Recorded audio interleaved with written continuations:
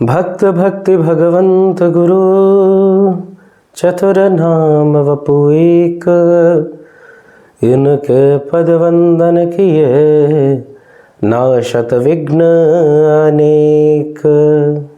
जय जय श्री राधे। आप सभी भक्तों का स्वागत है इन भक्तों की श्रृंखला में जो हम श्रवण करते आ रहे हैं। और कल हमने भगवान के सुंदर स्वरूप श्री साक्षी गोपाल जी की कथा सुनी कि कैसे श्री गोपाल जी वृंदावन के व्रजवासी ठाकुर श्री जगन्नाथपुरी श्री गौड़ प्रदेश में पहुंच गए हैं और कैसे ठाकुर जी ने अपने भक्त पे कृपा करी है। तो यदि आपने वो चरितावली नहीं सुनी है तो अवश्य ही जाकर श्री साक्षी गोपाल जी का चरित्र अवश्य सुने कि कैसे ठाकुर जी एक गरीब ब्राह्मण के मान की रक्षा के लिए अपना मान टले टल जाए पर भक्त का मान न टलते देखा, इस बात को सत्य कर दिया अहम भक्त पराधीना। और ठाकुर जी यहाँ से जो मूर्ति स्वरूप थे चलित हो गए और चलते फिरते गौड़ प्रदेश में, बंगाल के प्रदेश में पहुँच गए हैं। तो जैसे ही वहाँ पे पहुँचे ठाकुर जी विराजमान हुए और ये सब घटनाक्रम पता चला। उस गरीब ब्राह्मण का तो विवाह हो गया पर ठाकुर जी की तो बड़ी कीर्ति हुई और उनके दर्शन के लिए बड़े बड़े राजा महाराजा आने लग गए। तो वहाँ के जो राजा थे वो आए और उन्होंने निश्चय करा कि वृंदावन के बिहारी जी ठाकुर जी यहाँ पर आ गए हैं तो हम इनके लिए सुंदर मंदिर का निर्माण करेंगे। और खूब धन एकत्रित हुआ और खूब सुंदर सुंदर ठाकुर जी का अद्भुत मंदिर बनाया गया। न भूतो न भविष्यति। उसको देखकर सबके हृदय में बड़ा आनंद आया। अब एक दिन कीर्ति बढ़ती गई ठाकुर जी की कि ऐसो साचो ठाकुर है, देखो अपने भक्त के प्रण की रक्षा के लिए, अपने भक्त के मान की रक्षा के लिए वृंदावन से यहाँ बंगाल में आ गए हो। तो पास में ही उड़ीसा है और जो पुरी के राजा थे, उस शहर के, उस ग्राम के जो राजा थे, तो उनके मन में भाव आया पुरी के राजा के कि हम भी जाकर एक बार इनका दर्शन करें। तो श्री साक्षी गोपाल जी के सामने चले गए। अब जैसे साक्षी गोपाल जी का दर्शन करा तो राजा बड़े भगवत भक्त थे। जैसे कई पुराणों में कथा मिलती है, जैसे राजा परीक्षित हैं, जैसे राजा अम्बरीश हैं, राजा रंतिदेव हैं, ऐसे ही ये सामान्य नहीं थे, ये भक्त थे। तो साक्षी गोपाल जी के जैसे दर्शन करे तो सारा ब्रजभाव प्रकट हो गया, मानो साक्षी गोपाल के द्वारा पूरे वृंदावन का दर्शन कर रहे हैं। अब तो हृदय बड़ा आनंदित होए और अपने इष्ट की याद आ गई। कौन है इनके इष्ट? श्री जगन्नाथ जी। तो मन में विचार हुआ, हमारे जगन्नाथ जी ने इतने बड़े बड़े नेत्र क्यों कर रखे हैं, इतने हाथ ऐसे फैला के क्यों खड़े हैं, कारण क्या है? अरे इस ब्रज भाव को ही तो देखना चाह रहे हैं, इस वृंदावन के भाव को ही तो देखना चाह रहे हैं। तो कितना बढ़िया होगा अगर ठाकुर जी को ये दर्शन हो, साक्षी गोपाल को मैं ले जाऊं तो कुछ वृंदावन का आनंद मिले। तो साक्षी गोपाल से प्रार्थना करी, ठाकुर जी क्या आप मेरे संग चलोगे? अब देखो अद्भुत लीला है, साक्षी गोपाल भी श्री कृष्ण हैं और जगन्नाथ भी श्री कृष्ण हैं, दोनों में कोई अंतर नहीं है, एक ही हैं। परंतु यही लीला का भाव होता है जहाँ पर श्री परशुराम जी भी विष्णु अवतार हैं और श्री राम जी भी विष्णु अवतार हैं, पर दोनों में द्वंद्व हो गया है। तो यही लीला का अहो भाव है, आनंद का भाव है। अब इसके बाद में राजा जो थे उन्होंने निवेदन करा। साक्षी गोपाल जी ने कही, देखो बढ़िया भोजन मिलेगा कि नहीं मिलेगा? हाँ, हम तुम्हारे ऐसे ही ना है भैया, हम तो 56 भोग पावे वाले ठाकुर है, या जो हमारो भगत है या से भी हमने बात कर ली। कहा बात कर ली? 2 सेर भोजन पाऊंगो, फिर न एक आध में प्रसादी या को भी दे दे। तो राजा ने कही, अरे प्रभु कहा बात कर रहे हो, आपके लिए बढ़िया सुंदर भव्य भोजन बनाया जाएगा। श्री जगन्नाथ जी में तो भोजन बनता ही रहता है, महाप्रसादी बढ़ती ही रहती है, जगन्नाथ जी में तो प्रसाद का ही महत्व है। और ऐसा कहा गया है कि किसी पशु के मुख में भी अगर श्री जगन्नाथ जी का प्रसाद पड़ा हो और उसका उच्छिष्ट भी मिल जाए तो वो भी अमृत के समान है। तो ऐसे जगन्नाथ जी के पास हम आपको ले जाना चाहते हैं। साक्षी गोपाल जी तैयार हो गए। अब इधर जगन्नाथ जी के मंदिर को खूब भव्यता से वैसे ही सजाया जाता है, सुंदर ध्वजा पहराई जाती है, पर आज कुछ अत्यधिक सजाया गया कि आज वृंदावन और श्री जगन्नाथपुरी का मिलन हो रहा है, वृंदावन और पुरी का मिलन महोत्सव हो रहा है। एक तरफ साक्षी गोपाल ठाकुर बैठे, एक तरफ श्री जगन्नाथ प्रभु जी बैठे और दोनों एक दूसरे का परस्पर दर्शन कर रहे हैं। साक्षी गोपाल जी के अंदर श्री जगन्नाथ जी प्रिया भाव का, अहोभाव का दर्शन कर रहे हैं, बड़े प्रसन्न हो रहे हैं। और फिर अंत में राजा जी ने उनको उनके संग ही पधरा दिया, जगन्नाथ जी के पास ही रख दिया। अब भैया साक्षी गोपाल कैसे ठाकुर हैं, हमने बताई कि भैया खवैया ठाकुर है जे। हाँ, वृंदावन को जो ठाकुर मिलेगो, वृंदावन के जो प्रभु मिलेंगे, उन्हें तो खावे कोई आनंद है। ये तो खावे, या तो राग सुने, या श्रृंगार करके खड़े है जाए, ठाड़े है जाए। राधा रमन लाल को भी देखो, अहो भाव से कुलिया को पान करे हैं, सुंदर राग सुने हैं, अपनी सुंदर छवि से दर्शन दे हैं। राधा वल्लभ लाल सुंदर सुंदर प्रसादी पाए। अभी देखो खिचड़ी महोत्सव गए, खाने का ही महोत्सव तो है कि पूरी ठंडे ठंडे ठाकुर जी को प्रातः काल में क्या लगाया जाए जिससे शरीर में गर्माहट भी हो जाए, आनंद भी हो, हल्का भी रहे। तो खिचड़ी महोत्सव मना दिया हमारे रसिकों ने। हमारे श्री बिहारी जी, ऐसा कौन सो समय जहाँ में भोग ना लगे, इनको हर समय भोग में ही रहते हैं। तो ऐसो आनंद खवैया ठाकुर हैं। कौन है? वृंदावन के। अब श्री जगन्नाथ जी में पहुंच गए। अब जगन्नाथ जी बेचारे सीधे साधे हैं, इतने टेढ़े तो नहीं है। अब जगन्नाथ जी में पहुंच गए। अब जगन्नाथ जी कहा करें, तो सुंदर सुंदर भोजन आए, 56 भोग आ गए सामने। 56 भोग आए, जैसे पर्दा लगाया, इधर साक्षी गोपाल प्रारंभ करें और तुरंत भोजन गायब। जगन्नाथ जी को तो सूखी रोटी मिली। अब पहलो दिन समझ के चलो, एक दिन के मेहमान हैं जगन्नाथ बाबा, चुप रह गए। महाप्रभु जी ने कछु ना कही। अब देखो लीला अद्भुत है। जगन्नाथ जी भी श्री कृष्ण है, साक्षी गोपाल भी कृष्ण है, और ये भाव भावित लीला है। एक ब्रिज को लाल है, एक पुरी को जगदीश है। अब जगदीश की मर्यादा में कछु कही ना। दूसरे तीसरे दिन भी ऐसा ही होता रहा। अब धीरे धीरे जगन्नाथ जी का मुंह उतर गया, शरीर पतरा होने लग गया।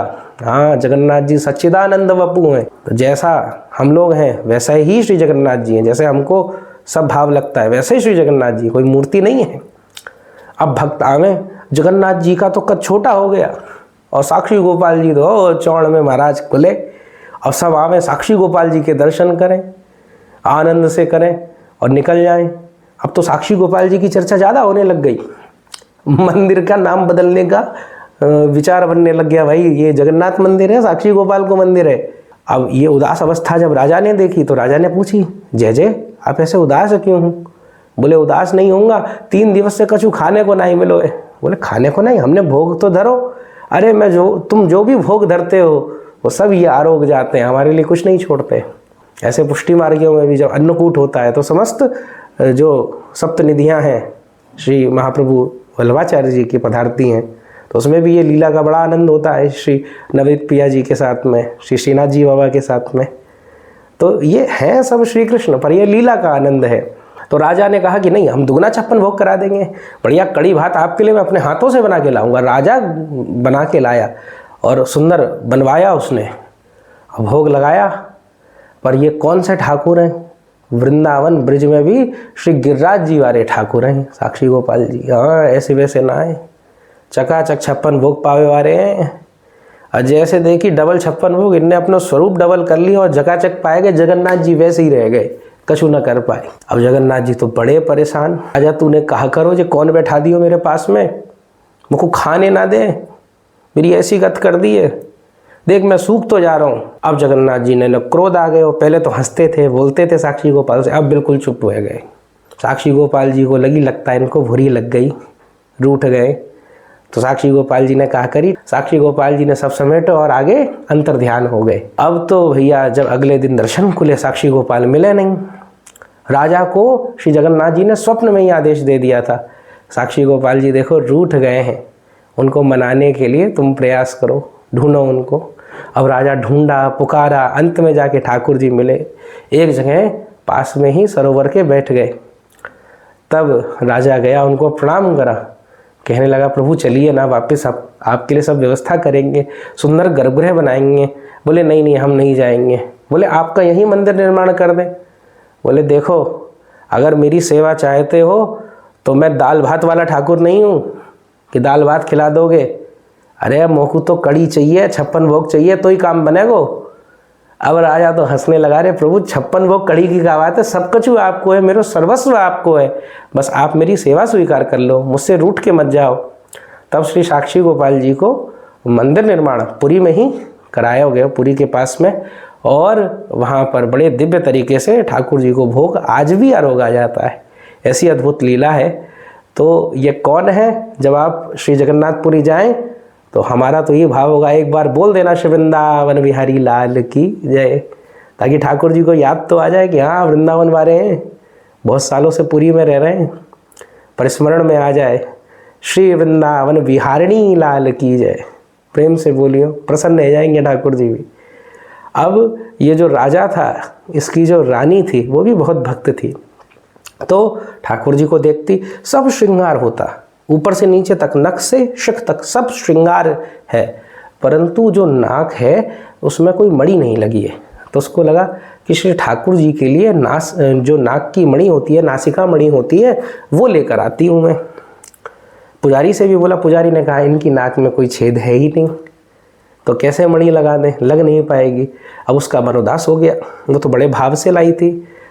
अगले दिन रात्रि में श्री ठाकुर जी ने उसको स्वप्नादेश करा, अरे रानी तू जानती है, यशोदा मैया ने भी मेरा कंछेदन और नाक में छेद कराया था।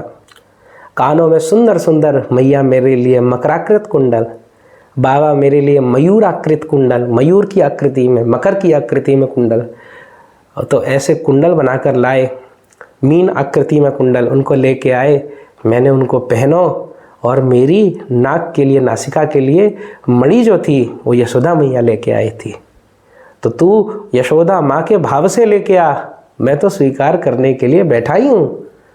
अब जैसे, पर उसने तर्क दिया कि पुजारी जी तो कह रहे आपकी नासिका में छिद्र नहीं है। बोले सब व्यवस्था होगी, तू लेके आ जाना।